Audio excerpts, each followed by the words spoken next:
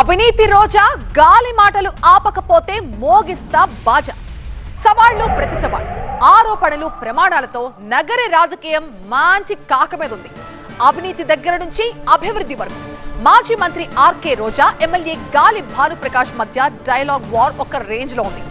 రోజా చరిత్ర ఏంటో అందరికీ తెలుసంటూ భానుప్రకాష్ విమర్శిస్తే అసలు మీకు భవిష్యత్తు లేకుండా చేస్తానంటూ రోజా హెచ్చరించారు.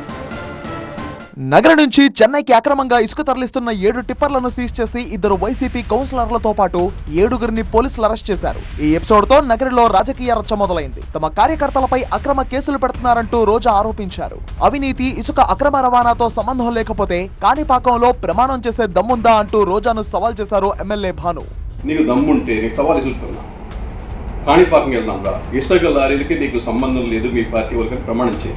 మీకు కానీ మీ అన్నలకు కానీ నీ మూడు కానీ సంబంధం లేదనే ప్రమాణం చేయి. నేను చేస్తా, నువ్వు చెప్పు టైం, నేను చెప్పండి చెప్తా, పోయి చేద్దాం, నువ్వు చెప్పు టైం, నేను వస్తా ఆడే టైంకి. డ్రగ్స్, గంజాయికి అడ్డాగా నియోజకవర్గాన్ని మార్చేశారంటూ రోజా ఆరోపించారు. ఈ రోజు నువ్వు ఎమ్మెల్యే అయిన తర్వాత గంజాకి అడ్డాగా మారిపోయింది పుత్తూరు నగరి.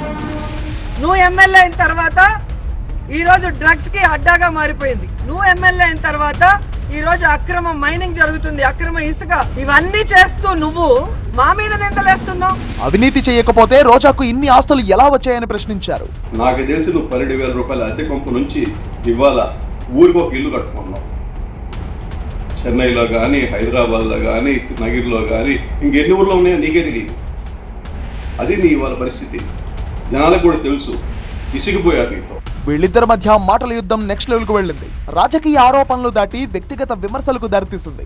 నువ్వు 3,000, 2,000 రూపాయలకి చేయి చాచిన రోజుల నుంచి ఇవాళ 2,000 కోట్ల దాకా పోయావు. 2,000 కోట్లు. ఆమె 2,000 రూపాయలకి ఏ పన్నా చేసేది. మార్కెట్లో ఉందా మాట?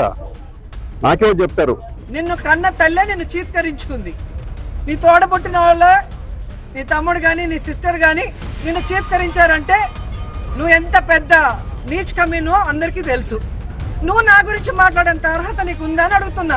ఓడిపోయినా సరే రోజా తీరు ఏమాత్రం మారలేదంటూ ఘాటు వ్యాఖ్యలు చేశారు ఎమ్మెల్యే భాను. నువ్వు చేసే చేష్టలు కానీ, హావభావాలు కానీ, ఎక్కిలి చేష్టలు, అంటే ఒక ఆడ మనిషి ఎలా ఉండకూడదు దానికి ప్రతిబింబం నువ్వు. అసలుకి నీకు ఏమైనా ఇంగితం ఉండి మాట్లాడుతున్నా, లేకపోతే ఏదో చూపించుకోండి ఎక్కడ హాస్పిటల్ పోయి, మంచి హాస్పిటల్ పోయి. భానుప్రకాష్ కి గట్టిగా బుద్ధి చెప్తామంటూ హెచ్చరించారు మాజీ మంత్రి రోజా.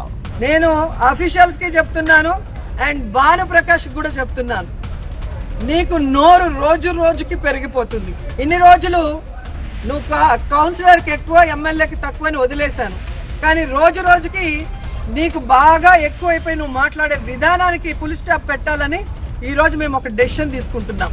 ఎమ్మెల్యే భానుప్రకాష్ పై మాజీ మంత్రి రోజా ఫిర్యాదు చేశారు. తనపై చేసిన వ్యాఖ్యలతో పాటు ఎమ్మెల్యే అవినీతిపై కూడా చర్యలు తీసుకోవాలన్నారు. అయితే రోజా అవినీతి అంతా బయటకు తీస్తామంటోంది టీడీపీ.